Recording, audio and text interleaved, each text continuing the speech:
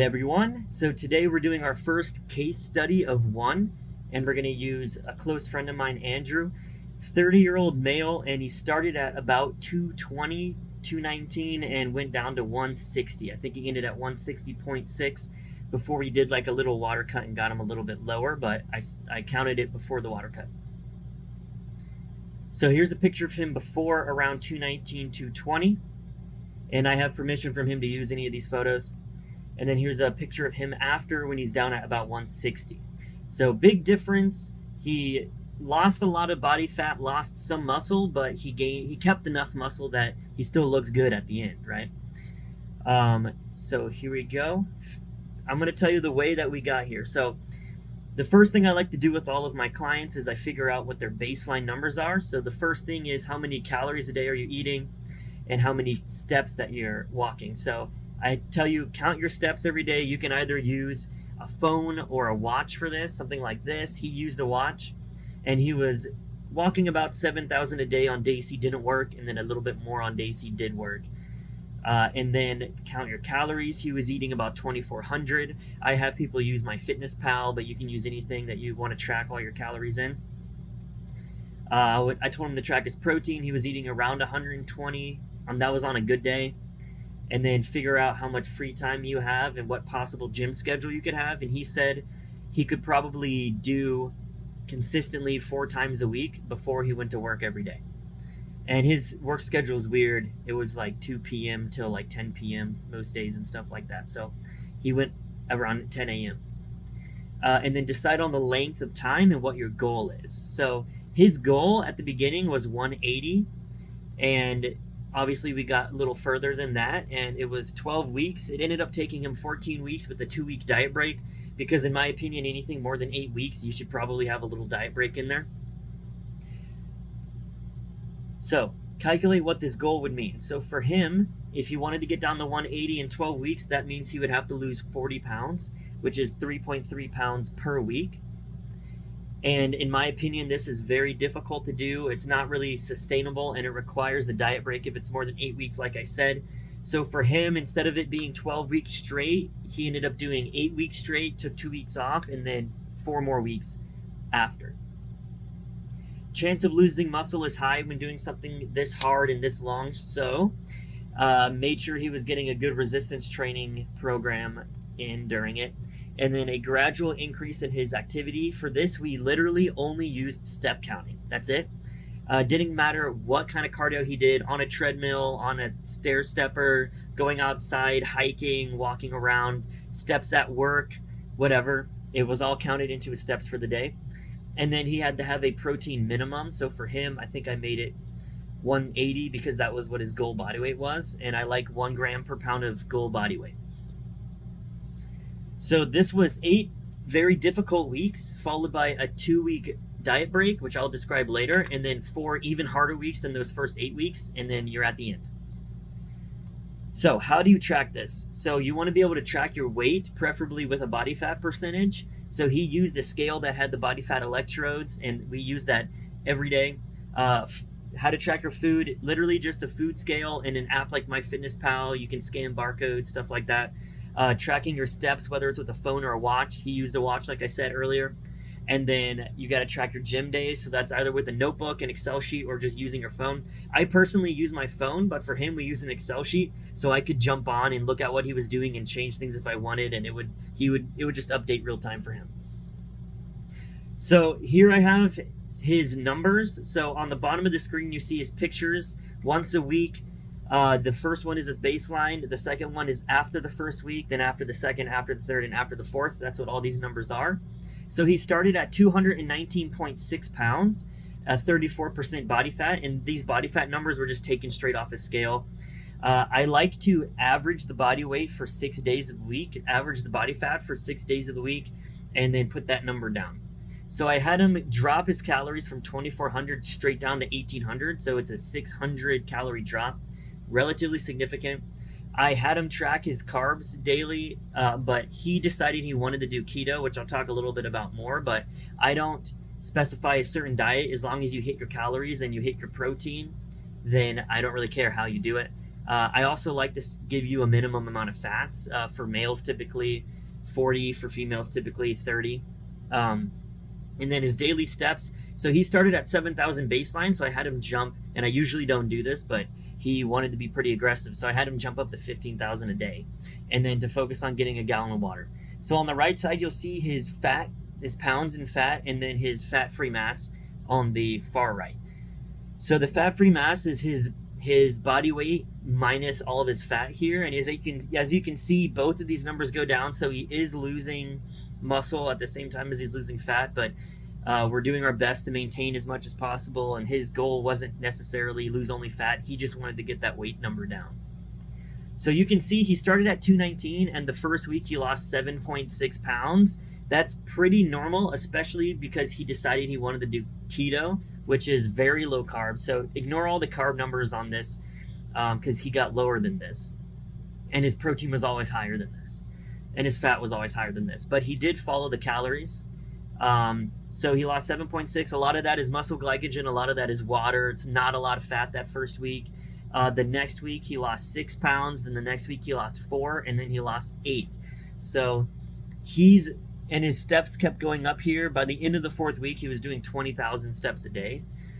So he's an interesting case. He was really good at hitting his steps or more. He was really good at never going over those calories. He was really good at sticking to keto the whole time with no mental deficits. And he would add in extra steps on the weekends, like going hiking with friends or going hiking by himself. So measurements were taken every single day except Sunday, because Saturday was a refeed day, so he was allowed to eat a little bit more calories on Saturday, but typically, as I wrote here, he didn't even do that. He just kept it normal. So he went straight through with almost no refeeds. So he went from 219.6 to 194, which is a 25.6 pound drop in just 4 weeks.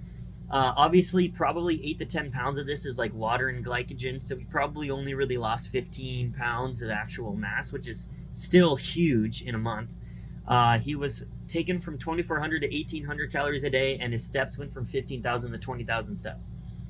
Here's a picture of him at 219 and a picture of him at 194.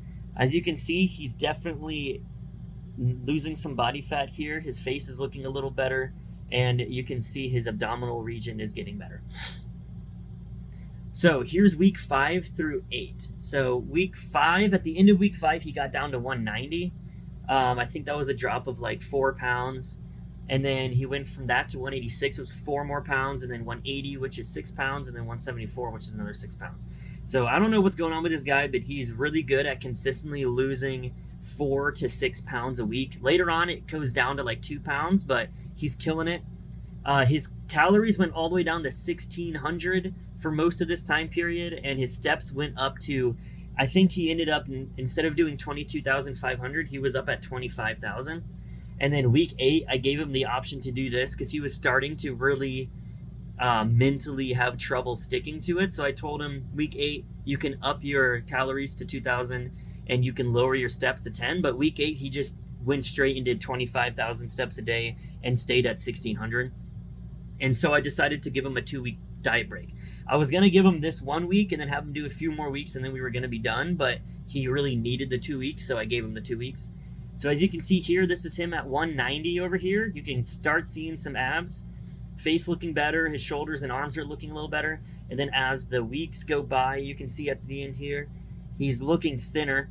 You can tell he's depleted here. His abs honestly look better in this picture at week 5 than they do at week 8, but he's definitely losing fat. And he weighs 174 at the end of week 8 here. So he's down from almost 220 to 174. That's almost 50 pounds. Insane. And then, so 190 to 174, that's another 16 pounds lost. He was eating 1,600 calories this entire time, and his steps were up to 25,000 for the last 2 weeks of this phase, and this is the picture difference. So this is all I tracked this whole time. Don't go above these calories. Make sure you hit 180 grams of protein a day, and make sure you hit at least this amount of steps a day, and he killed it the whole time. Trying to make sure he got his water. He got his gallon of water most days. So then I gave him a diet break. So for 2 weeks, I told him to increase his calories by 500. So he was eating about 2,100 calories a day during this time. He actually reported eating about 1,900 to 2,000 a day, just because he was used to eating 1,600 at this time. So 2,100 was kind of difficult. He didn't really want to eat 2,100. Mentally, it was difficult for him to do this too, because he thought, I'm just going to gain 15 pounds again if I do this. And I told him that's not true. A lot of people actually, because of their increased energy and their increased non-exercise energy thermogenesis and a bunch of stuff, sometimes they actually lose weight during a diet break. I had him decrease his steps from 22,500, 25,000 back down to half, so 12,500 per day for 2 whole weeks. Sometimes he got more because he's a waiter, so his job got him a bit more steps, but definitely it averaged out to about 12,500. So on the days he didn't have work, sometimes he only got 6,000 to 8,000, but it averaged out. He continued eating the same as he was when he was on the diet, but he just increased his calories. So he didn't start adding in fast food. He kept it mostly keto, pretty much keto the whole time. This dude was crazy. He was like, breakfast, I think I'm going to have a pound of ground beef and some eggs. Lunch, I think I'm going to have a pound of ground turkey and some eggs. And dinner, I'm just going to have some Greek yogurt and some water, and I'm going to sleep. And like, that would be his 1,600 calories a day, and he was fine doing that somehow. I need more, but he was like that. And then I had him focus more on his water intake during this off time. So he came back from the diet break, and he actually lost 4 pounds during those 2 weeks. So that's great to see. Week 9, he ended it. He lost a few pounds. I think he lost, actually, this is the end of week 9. So I think he lost like 2 pounds during the diet break. And then during week 9, he lost like 2 more pounds. So he's down to 170 at the end of week 9. And then he lost 4 more pounds, lost 3 more pounds, and then lost 2.5 pounds. So you can see it was slowing down at the end here. He was mentally having some issues sticking to it. And by the very last week, he was at 1,500 calories a day and 20,000 steps a day again. And as you can see, I can't remember what his fat-free mass at the very beginning was. I think it was like 170, and at the end it's like 128. So if you look at that, he lost like 40 pounds of fat-free mass, but I don't really think that's true. I can't remember what it was at the beginning, but at the end here, he's honestly, it says 20%, but he was probably more in the mid-20s. But you can definitely see some abs here. Arms still looking good. And like I said before, if you look in this picture, he has a mad farmer stand because he got out there on the weekends and he did extra stuff. He went hiking for like 6 hours on Saturdays. He tried to walk around his neighborhood on Sundays and every day he had time. And he ended up at 160.5. And he wanted to, I can't remember what the next slide is. Yeah, so here we go. Lost another 10 pounds that last month. Ended at 1,500 calories, 20,000 steps. And then here's what he looked like at the end. And then was he able to maintain it? So here's a picture of him afterwards. I promised him that if he made it down to his goal, I would take him out to all you can eat. So we went to this place called Crazy Crab. It's like an all you can eat seafood place. And then here's a picture of him reading a book, looking good. So you can see in his face, 100%, he looks amazing. And you can see in this picture of him sitting here reading, like he's got the watch tan because he was out there getting his steps in every day and using the watch to count his steps. So multiple times, I've been friends with this guy for about 14 years.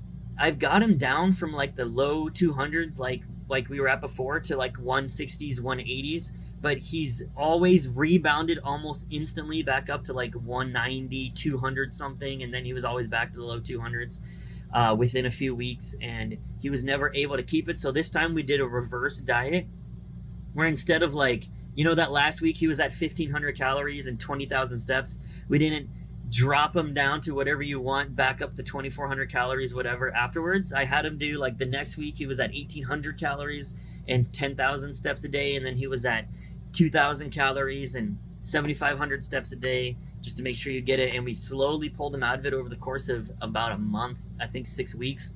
And he was able, and this is insane. So he was eating 2,400 calories a day at 220 pounds body weight.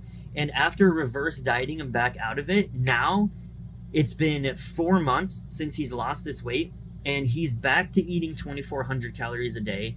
And he's only walking like 7,500, 10,000 steps a day, depending on if he has work or not. And he's still 160. I think he's like 164. So he gained 3.5 pounds, and he's 164, and he's back to eating what he was eating when he was 220 pounds. It's a little bit healthier, but it's the same calories, right? So that's just like crazy. So now pretty much, as long as he doesn't do anything crazy, he's going to be in the 160s for life, right? So he's back to the point where he's eating as much as he wants to eat. He's exercising normally, just pretty much just steps from work. Sometimes he goes out on the weekend still because he built a habit of it, and then he still goes to the gym and lifts, I think like twice a week now, and sometimes he skips weeks, but he's still in 164. So he's definitely maintained it like beautifully, and I'm super proud of him. And thank you for watching. I did want to say a little bit about his keto. You don't have to do keto. The extra hikes on the weekends, you don't have to do that. It just helped him lose 60 pounds in this amount of time. If your goal is to lose 60 pounds, I don't recommend trying to do it in 14 weeks. That's more of like a 6 month with a few breaks, maybe a year with a few breaks. That'd be more healthy to do, but he absolutely killed it. And other than that, I think that's it. That's literally all we did. Counted steps, counted calories, looked at his protein. I talked to him pretty much every day just to keep him mentally engaged. When I saw that he needed it, I gave him a 2-week break. He actually lost weight during the break eating more, which is awesome. And then he's maintained it, and now it's like 4 months later, and he's only gained 3 pounds. And he's eating what he was eating when he was 60 pounds heavier. So that is our first case study of one. I hope you liked it. If you have any questions, just put them in the comments, and I'll try to get to them. If there's any different way you want me to do this next time, let me know. And if you're interested, just send me a DM for any type of advice for training or for diet. Thank you.